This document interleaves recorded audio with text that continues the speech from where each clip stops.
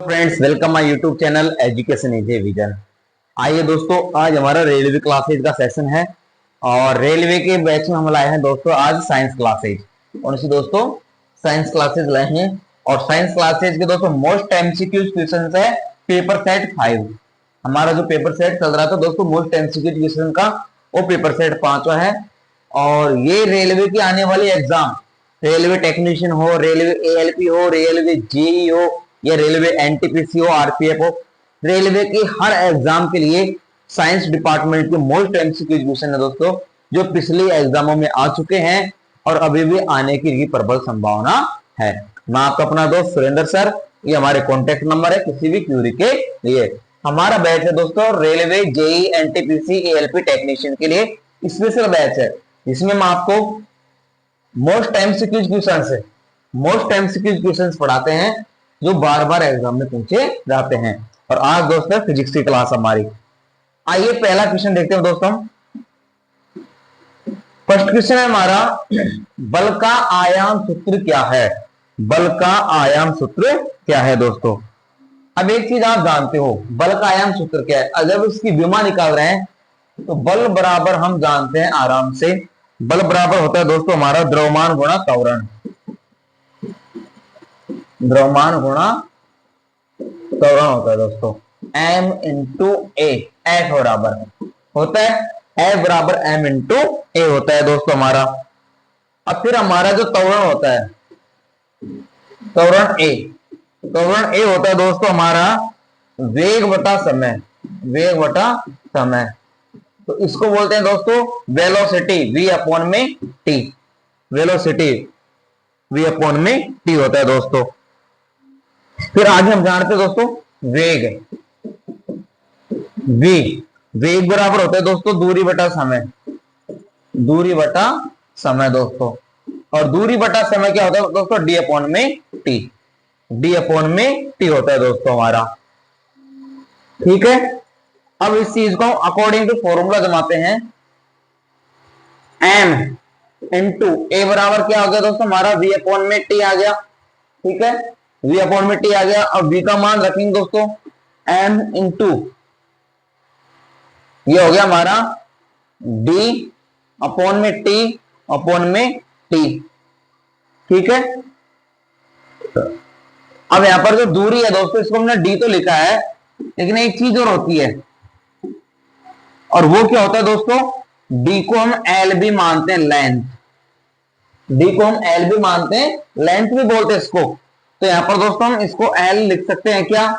m into L T upon में t लिख सकते हैं। तो यहां पर दोस्तों देखो m into L into sorry upon में टी स्क्वायर।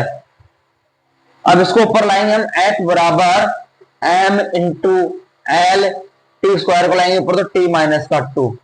और यही हमारा दोस्तों इसका आयाम सूत्र होता है। ऑप्शन नंबर फर्स्ट हमारा राइट आंसर हो जाएगा ml t माइनस 2। बिल्कुल नॉर्मल कंसेप्ट है दोस्तों। बल बराबर द्रव्यमान गुणा त्वरण, F equal to m into ए।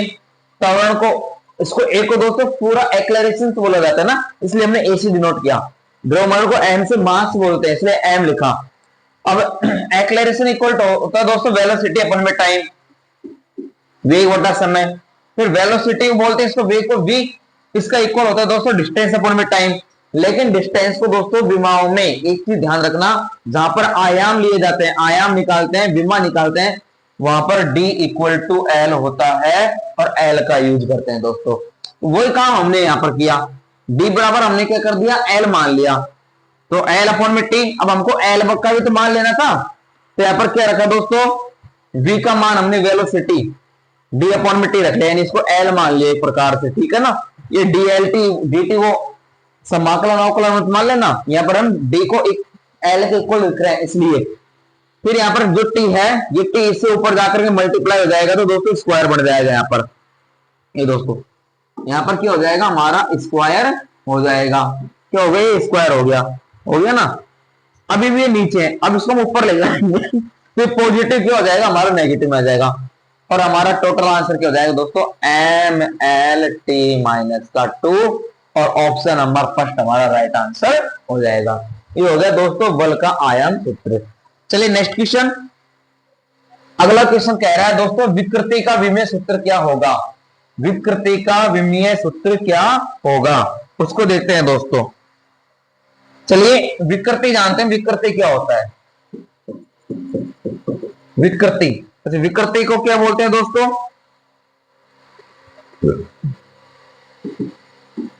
ये होता है आवेश, आवेश बटा दिशा।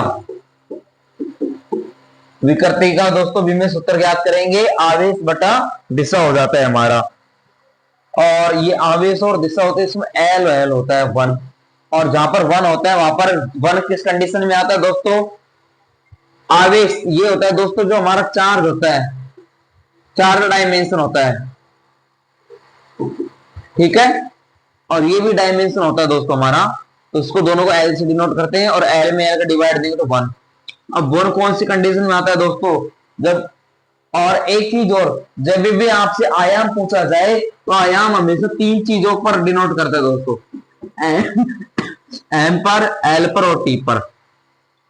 द्रव्यमान, लेंथ और टाइम, हमेशा 3 चीजों पर आयाम आता है।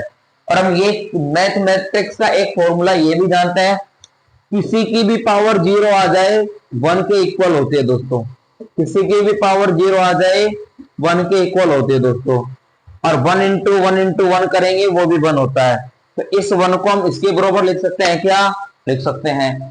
m0 sorry m0 l0 t0। Option number second, option number second हमारा राइट आंसर हो जाएगा, m0 l0 t0। विकृति दोस्तों 4 डायमेंशन, अपन में डायमेंशन, और दोनों डायमेंशंस को l लिखा जाता है, और डायमेंशन का मतलब दिशा। अब दिशा किस चीज को डिनोट करेगा दोस्तों? दूरी को, किसी भी दूरी को हम बताएंगे, डिस्टेंस को बताएंगे तो दिशा बताएगी। और उस दिशा की दूरी को बताने के लिए हमने दोस्तों यहाँ पर किसका यूज कर लिया? एल का। और एल अपन में एल इक्वल 1 होता है, और 1 को हम जब यहाँ पर कैलकुलेट करेंगे तो यहाँ पर हमारा ऑप्शन नंबर सेकंड आंसर आ जाएगा, ठीक है। ये हो गया विकृति का विमीय सूत्र। चलिए नेक्स्ट क्वेश्चन है दोस्तों। अगला क्वेश्चन कह रहा है कि जो वायुमंडल में उपस्थित आर्द्रता, जो हमारा एनवायरमेंट है, एनवायरमेंट में जो ह्यूमिडिटी प्रेजेंट होती है, उसको मेजरमेंट करने के लिए, मापने हेतु कौन से इंस्ट्रूमेंट का यूज किया जाता है? वायुमंडल में उपस्थित आर्द्रता को मापन हेतु इनमें से किस उपकरण का यूज किया जाता है? इंग्लिश में बोले तो एनवायरमेंट में जो हमारा ह्यूमिडिटी प्रेजेंट है उसको मेजरमेंट के लिए हम कौन से इंस्ट्रूमेंट का यूज करते हैं?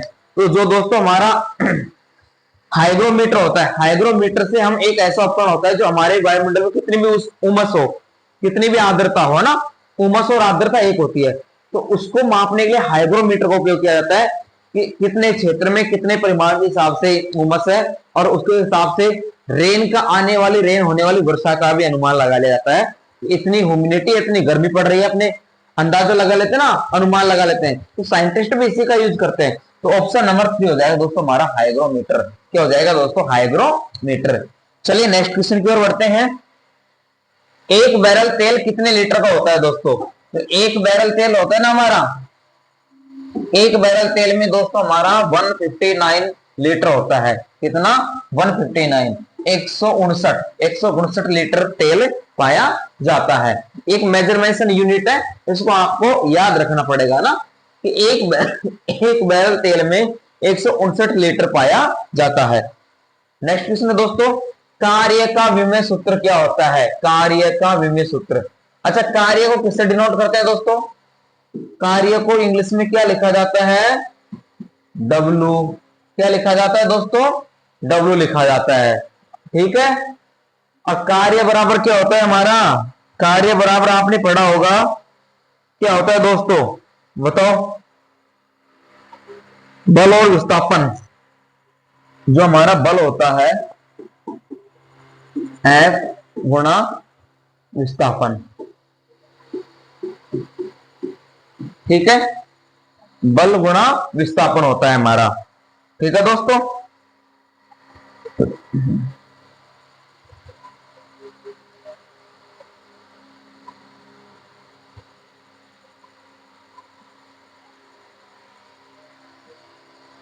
तो अब बल होता है दोस्तों हमारा, क्या होता है, बल बराबर द्रव्यमान गुणा त्वरण पढ़ा था हमने अभी। बल बराबर क्या पढ़ा था दोस्तों, द्रव्यमान गुणा त्वरण। ठीक है, अब ये क्या हो गया दोस्तों हमारा m इंटू ए, और a बराबर क्या पढ़ा था दोस्तों अभी हमने, a बराबर क्या पढ़ा था, v अपॉन में t, और b बराबर क्या पढ़ा था दोस्तों, d को l माने l अपॉन में t। तो t से, और ये हमारा विस्थापन, डिस्प्लेसमेंट, विस्थापन को बोलते हैं दोस्तों डिस्प्लेसमेंट। ये क्या होता है, डिस्प्लेसमेंट क्या होता है दोस्तों हमारा, बताओ, विस्थापन क्या होता है, बल द्रव्यमान गुणा त्वरण, विस्थापन हो गया हमारा a अपॉन में t, v को हम क्या मानेंगे दोस्तों, l मान लिया। ठीक है, और ये भी d हो जाएगा डिस्प्लेसमेंट दूरी के लिए, तो ये भी दोस्तों हमारा l हो गया, क्या हो गया, l हो गया, d को l मान रहे हैं ना। अब आ जाओ m, a को मान लिया हमने दोस्तों v अपॉन में t, तो l गुणा l, t से t स्क्वायर हो गया दोस्तों, टी स्क्वायर। ठीक है, और टी स्क्वायर दोस्तों यहाँ पर नीचे है ना, तो ये माइनस में आ जाएगा, गुणा L, M L into L, L two T minus का 2। आ जाओ दोस्तों, ऑप्शन नंबर फर्स्ट हमारा राइट आंसर हो जाएगा। कंसेप्ट समझ में आया, किस प्रकार से हमने विमीय सूत्र बनाया है। ठीक है, कार्य बराबर होता है दोस्तों बल गुणा विस्थापन। दोबारा देख लो, W बराबर होता है दोस्तों F इंटू डी, और D को हम यहाँ पर L मान रहे हैं ना। ये विस्थापन भी क्या होता है दोस्तों, दूरी को डिनोट करता है, डिस्टेंस, डिस्प्लेसमेंट, विस्थापन एक स्थान से दूसरे स्थान पर जाना, जाएगा तो दूरी को कवर करेगा, और उस दूरी के लिए दोस्तों हमने क्या किया, यहाँ पर D को L मान के रखा है। ठीक है, अब हमने फोर्स का भी पढ़ा था, बल, बल को क्या बोलते हैं दोस्तों, M इंटू ए, द्रव्यमान गुणा त्वरण, मास इंटू एक्सेलरेशन। अब M का तो M रहेगा ही रहेगा। अब a को हमने क्या लिखा था दोस्तों, v अपॉन में t, क्या लिखा था, v अपॉन में t, वेलोसिटी अपॉन में टाइम, तो एक t हमारा है नीचे हो गया। फिर हमने v को क्या पढ़ा था दोस्तों, d अपॉन में t, तो d को हम l लिख रहे हैं, l अपॉन में t। अब बटे में हमारे दोनों t है, तो क्या हो गया दोस्तों, t स्क्वायर हो गया। ठीक है, अब एक l यहां पर है, अरे एक l हमारा ऑलरेडी ऊपर से है, तो t स्क्वायर को नीचे लाएंगे तो दोस्तों t माइनस का हो जाएगा। एक एल हमारा ये विस्थापन का है दोस्तों, एक एल हमारा किसका है, दूरी का है, एल इंटू एल करेंगे तो एल स्क्वायर, तो M into L square into T minus का 2। ऑप्शन नंबर फर्स्ट हमारा राइट आंसर हो जाएगा। बिल्कुल एक तरह से दोस्तों नॉर्मल कंसेप्ट है, बिल्कुल नॉर्मल, पूरा फॉर्मूला आपके सामने लिखा है, और फॉर्मूला बेस पे हमने आपको विमीय सूत्र, आयाम सूत्र बना करके दिया है, जो सब कुछ कंसेप्ट आपके सामने है। बस आपको फॉर्मूले याद होने चाहिए, जो हम प्रयास कर रहे हैं आपको याद करवाने के, प्रैक्टिस करवाने की। ठीक है दोस्तों, चलिए नेक्स्ट क्वेश्चन पर बढ़ते हैं। और नेक्स्ट क्वेश्चन क्या कह रहा है हमारा, वे भौतिक राशियां फिजिकल यूनिट, भौतिक राशियों को दोस्तों इंग्लिश में कहा जाता है फिजिकल यूनिट, जिनमें परिमाण और दिशा, जिनमें परिमाण और दिशा यानी रिजल्टेंट एंड डायरेक्शन, परिमाण को बोलते हैं दोस्तों रिजल्टेंट, और दिशा को बोलते हैं डायरेक्शन, दोनों होती हैं, उन्हें क्या कहा जाता है दोस्तों। अब आपने एक चीज पढ़ा होगा, वेक्टर, हिंदी में बोले तो सदिश। अब जो सदिश होते हैं दोस्तों, एक तरह का ये कैप लगाया जाता है, और ये कैप क्यों लगाते हैं दोस्तों, इसका भी एक इंपॉर्टेंस होता है, जिसमें रिजल्टेंट एंड हमारा डायरेक्शन, जब ये दोनों उसमें पाए जाते हैं तो उसमें कैप लगाते हैं दोस्तों। आपने ये पढ़ा होगा, एक तरह से कैप लगाया जाता है इसमें। ये किस चीज के लिए होता है दोस्तों, वेक्टर के लिए। किसके लिए होता है, वेक्टर के लिए। ऑप्शन नंबर 3, ऑप्शन नंबर 3 हमारा राइट आंसर हो जाएगा। वे भौतिक राशियां जिनमें परिमाण और दिशा दोनों होती है, उन्हें सदिश या वेक्टर कहा जाता है। ठीक है, नेक्स्ट क्वेश्चन चलिए दोस्तों, ऊर्जा का ऐसा ही मात्रा क्या है, ऊर्जा, ऊर्जा को बोले तो दोस्तों एनर्जी। अब एनर्जी का ऐसा ही मात्रा क्या है दोस्तों, ऊर्जा ऊर्जा का ऐसा ही मात्रा नॉर्मल सी यूनिट है दोस्तों, जूल होता है हमारा ना, 1 जूल, 1 जूल बोला जाता है इसको दोस्तों एनर्जी के लिए, ए इक्वल टू 1 जूल है ना। तो ऊर्जा का जो ऐसे मात्रक होता है जूल होता है, और ये एग्जाम में आया क्वेश्चन है दोस्तों। देखो कितने नॉर्मल क्वेश्चन एग्जाम में आते हैं, बस आपको आपकी तैयारी को बेहतरीन बनाना है, प्रैक्टिस कीजिए हमारे साथ। चलिए नेक्स्ट क्वेश्चन है, निम्नलिखित में से कौन सी मात्रा प्रकृति में अदिश है? निम्नलिखित में से कौन सी मात्रा जो प्रकृति में अदिश है? अब वेक्टर और दोस्तों एक स्केलर, अरे होते हैं दोस्तों वेक्टर। स्केलर को बोलते हैं दोस्तों अदिश और वेक्टर को बोलते हैं दोस्तों सदिश। तो हमसे पूछा गया है कि इनमें से कौन कौन सी अदिश है, आपको ये कंफर्म करना है दोस्तों। यंग मापांक होता है दोस्तों, इसकी कोई दिशा नहीं होती है, ना कोई दिशा ना परिणाम होता है। जिन राशियों में दिशा और परिणाम नहीं पाए जाते हैं उनको अदिश राशियां कहा जाता है। तो यंग मापांक को इससे डिनोट करते हैं, और इसमें किसी भी प्रकार की दिशा नहीं पाई जाती है, ना परिणाम पाया जाता है, इसमें भी नहीं है। आयतन, वॉल्यूम में कोई दिशा नहीं होती दोस्तों। वॉल्यूम तो एक साइज को, शेप को बताता है, ये भी नहीं है। ये भी हमारी अदिश राशि है ना। विद्युत प्रवाह, इलेक्ट्रिसिटी रेजिस्टेंस या इलेक्ट्रिसिटी जो हमारा इफिशियंसी है एक तरह से, उसको विद्युत प्रवाह कहते हैं। इसमें भी दोस्तों दिशा तो होती है लेकिन परिमाण नहीं होता है। अब दिशा कैसे होती है? इलेक्ट्रिसिटी प्रवाह होगी, कहीं जाएगी तो डायरेक्शन में जाएगी ना। हम इसको डिस्ट्रीब्यूशन कर रहे हैं किसी पावर हाउस से, जीएसएस से, तो डायरेक्शन में जाएगी कहां पर इसको डिस्ट्रीब्यूशन करना है, तो इसमें परिमाण नहीं होता है। तो ये भी हमारे अदिश है। तो हमारी तीनों राशियां दोस्तों यहाँ पर अदिश है। तो ऑप्शन नंबर 3, 4 हमारा राइट आंसर हो जाएगा। ऊपर के सभी हमारे क्या हो जाएंगे? अदिश राशियां हो जाएंगी। चलिए दोस्तों नेक्स्ट क्वेश्चन, निम्नलिखित परिणामों में से किसकी एसआई इकाई ब्लिस पास्कल, किसके नाम दोस्तों? ब्लिस पास्कल के नाम पर रखी गई है। अब आपने दाब पढ़ा है क्या दोस्तों? दाब, प्रेशर, दाब पढ़ा है दोस्तों, प्रेशर। अब प्रेशर को किससे नापते हैं दोस्तों? प्रेशर की इकाई क्या होती है? पास्कल तो होती है दोस्तों। दाब को हमेशा पास्कल से ही तो नापा जाता है। ऑप्शन नंबर 2 दाब, पी। तो इसकी दोस्तों दाब की जो ऐसा इकाई होती है वो पास्कल होती है, ठीक है, पी बराबर। और किसके नाम पर दोस्तों? ब्लिस पास्कल के नाम से दाब की ऐसा यूनिट या इकाई मानी जाती है दोस्तों।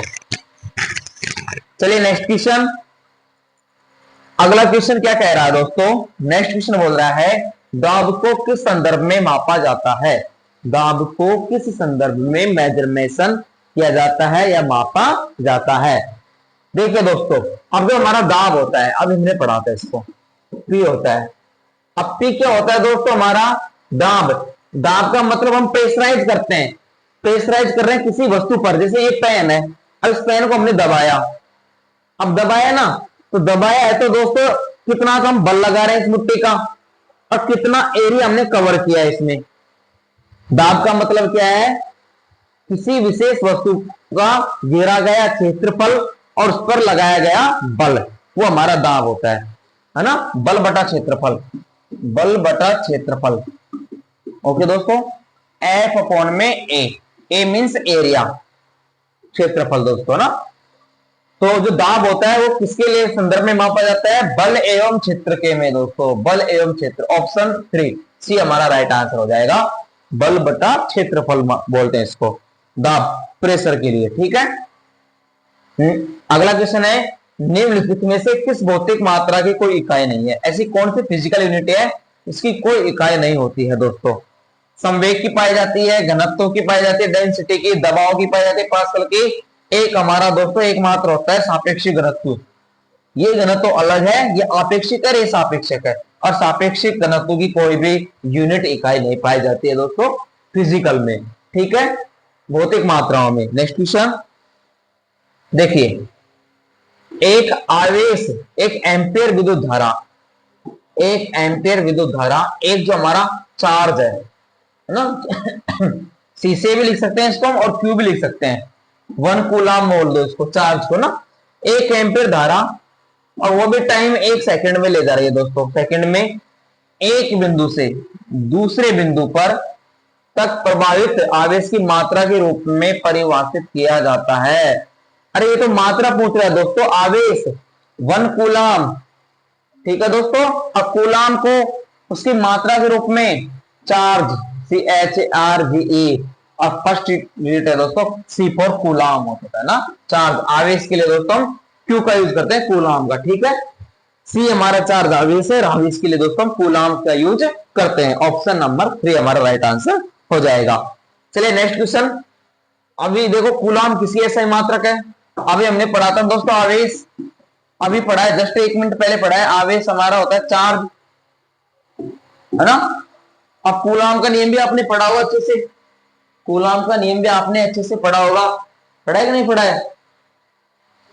और कूलाम किसके इकाई के लिए होता है, आवेश के लिए दोस्तों, विद्युत आवेश, इलेक्ट्रिसिटी चार्ज, किसके लिए, इलेक्ट्रिसिटी चार्ज। ऑप्शन नंबर 2 हमारा राइट आंसर हो जाएगा। चलिए नेक्स्ट क्वेश्चन है दोस्तों हमारा, देखिए ध्वनि तरंग की आवृत्ति को, ध्वनि तरंग की आवृत्ति को मापने के लिए मानक इकाई कितनी है।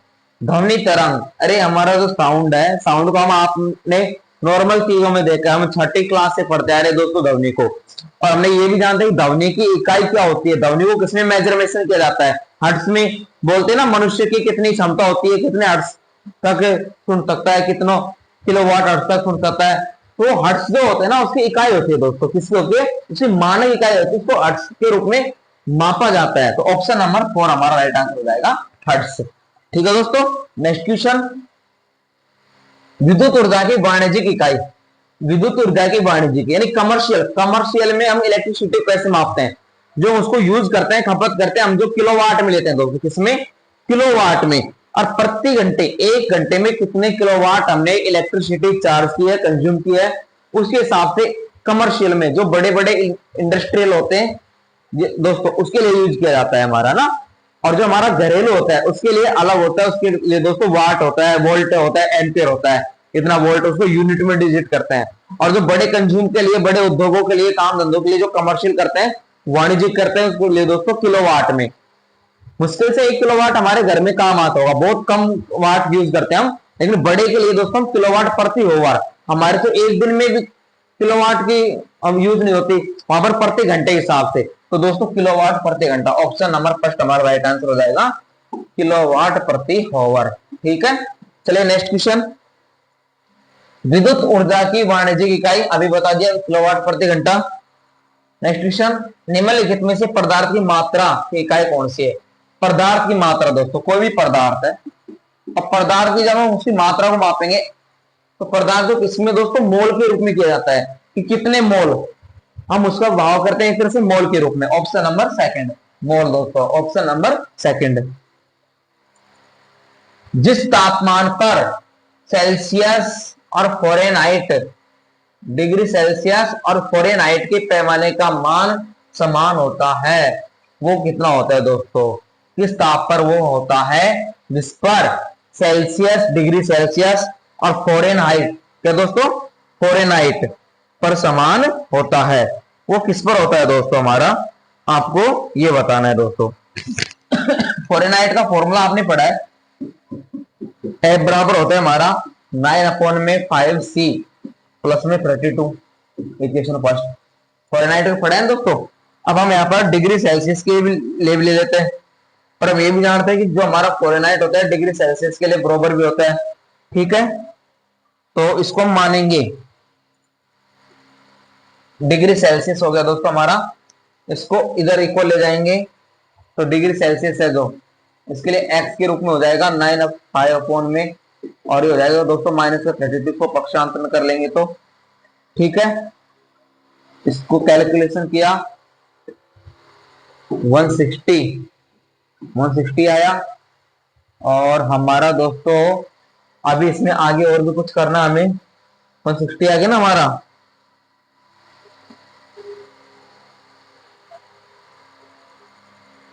हाँ इसमें अभी वो भी तो करना था हमको, एलसीएम भी तो लेके करना था। ठीक है, 5x ये हो गया दोस्तों 9x 4x 4 माइनस का 4 था दोस्तों, इसको हमने जब किया 36 4, इसका हो जाएगा 5 का ये 4x, तो ये हो गया दोस्तों, इसमें 4 का डिवाइड देंगे, माइनस का 14 unit. Option number 2, option number 4 दोस्तों, सॉरी ऑप्शन नंबर 4 हमारा राइट आंसर जाएगा माइनस का 40। ठीक है, चलिए नेक्स्ट क्वेश्चन देखिए। पृथ्वी की सतह पर प्लायन वेग लगभग कितना होता है दोस्तों? जो पृथ्वी की सतह पर प्लायन वेग होता है वो फिक्स होता है दोस्तों। क्या होता है? हमारा फिक्स होता है। और वो आपको याद रखना पड़ेगा कि पृथ्वी की सतह पर हमारा प्लायन वेग कितना होता है दोस्तों। कितना होता है? 11.2 किलोमीटर प्रति सेकंड। ये आपको फिक्स याद रखना है इस डिजिट को, 11.2 किलोमीटर प्रति सेकंड। तो दोस्तों ये थे हमारे कुछ गिने चुने क्वेश्चन जो रेलवे के अपकमिंग एग्जाम के लिए बहुत इंपॉर्टेंट है। और ये क्वेश्चन जो एसएससी के एग्जाम चल रहे हैं उनके लिए भी इंपॉर्टेंट है दोस्तों साइंस के। तो आपको अच्छे से पढ़ाई करनी है और अपने लेवल को बढ़ाना है। बिल्कुल नॉर्मल कंसेप्ट के साथ हमने आपको हर क्वेश्चन करवाया, फॉर्मूले बेसिस पर समझाया, डिस्क्रिप्शन किया। तो उम्मीद करते हैं वीडियो अच्छी लगेगी, और अच्छी लगे तो अपने दोस्तों के साथ, रिश्तेदारों के साथ, जो भी पढ़ाई कर रहे हैं, कंपटीशन का कोई सा भी तैयारी कर रहे हैं, सबके साथ शेयर कीजिए। Thanks for watching and subscribe my YouTube channel education is a vision. धन्यवाद।